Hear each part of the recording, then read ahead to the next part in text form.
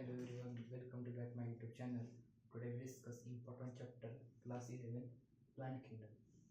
Plant Kingdom में eukaryotic organism में हम प्लांट को भी एंड एनिमल को भी कंसिडर करते हैं।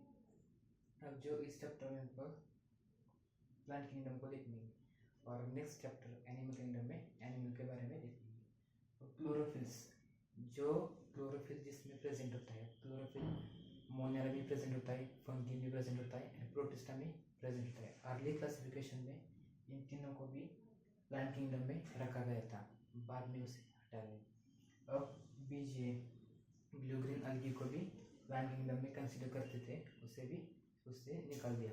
अब 3 क्लासिफिकेशन के टाइप्स ऑफ क्लासिफिकेशन है, artificial system, natural classification and biogenetic classification. से हेल्प से algae, bryophyta, pterophyta and gymnosperm and angiosperm को स्टडी करते हैं।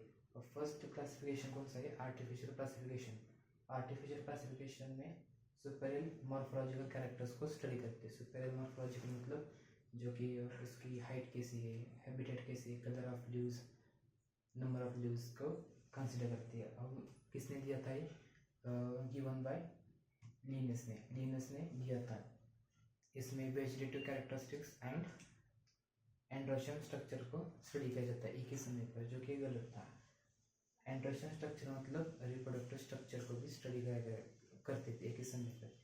तो ये क्लासिफिकेशन सिस्टम ज़्यादा नहीं चली, जिससे नॉट रिलेबल थी। Second I natural classification. Natural classification में एक्सटर्नल स्ट्रक्चर को as well as internal structure को भी स्टडी किया गया, जैसे कि उसका एनाटॉमी का है, इम्यूनोलॉजिकल स्ट्रक्चर एंड फोटोकेमिस्ट्री को भी कंसिडर किया गया।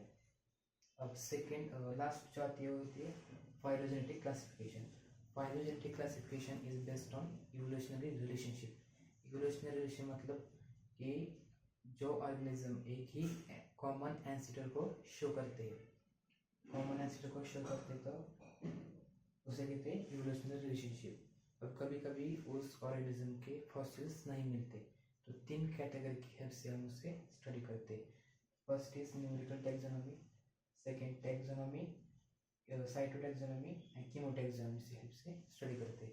न्यूमेरिकल टैक्सोनॉमी में ऑब्जर्वेबल कैरेक्टर को स्टडी करते हैं, जैसे कि एट एक ही टाइम पर 100 कैरेक्टर्स को मैथमेटिकली एंड कंप्यूटर की हेल्प से एक ही उसका क्लासिफिकेशन किया जाता है। कीमोटैक्सोनॉमी में क्रोमोसोम के बारे में पढ़ते हैं, number of chromosomes, structure and behaviour के बारे में पढ़ते हैं। Last is कीमोटैक्सोनॉमी। कीमोटैक्सोनॉमी मतलब केमिकल कॉन्स्टिट्यूएंट उसमें कौन से, मतलब DNA, amino acid, secondary metabolic characters, ये सारी चीज़ें इसमें देखी जाती है। तो इस तरीके से इन क्लासिफिकेशन की हेल्प से algae, bryophyta, pteridophyta, gymnosperm and angiosperm को स्टडी करते हैं। अब अलगी को कहते हैं हम थैलोफाइटा, ब्रायोफाइटा को कहते हैं एम्फीबियंस ऑफ प्लांट किंगडम, जो कि उसके बिना, वाटर के बिना उसका लाइफ साइकिल उसकी कंप्लीट नहीं होती। एंड जिम्नोस्पर्म को कहते हैं नॉन फ्लावरिंग प्लांट्स, उसमें फ्लावर एब्सेंट होते हैं। एंड एंजियोस्पर्म को कहते हैं फ्लावरिंग प्लांट्स। एंजियोस्पर्म को कहते हैं मतलब उसमें most developed and advance is angiosperm. Angiosperm के बारे में नेक्स्ट 5th चैप्टर है मॉर्फोलॉजी ऑफ फ्लावरिंग प्लांट, मतलब एंजियोस्पर्म के बारे में पढ़ते हैं।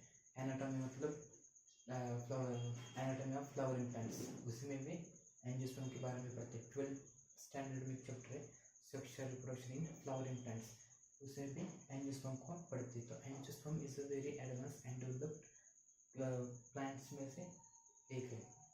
तो बहुत इम्पोर्टेंट इसमें हम देखते हैं कि एंजियोस्पर्म इज वेरी इम्पोर्टेंट। हम जो भी पेड़ पौधे देखते हैं वो कौन से होते हैं? Angiosperm. Most of the plants is angiosperms. Thank you. And next class में हम देखेंगे कि अलगी से स्टार्ट करते हैं।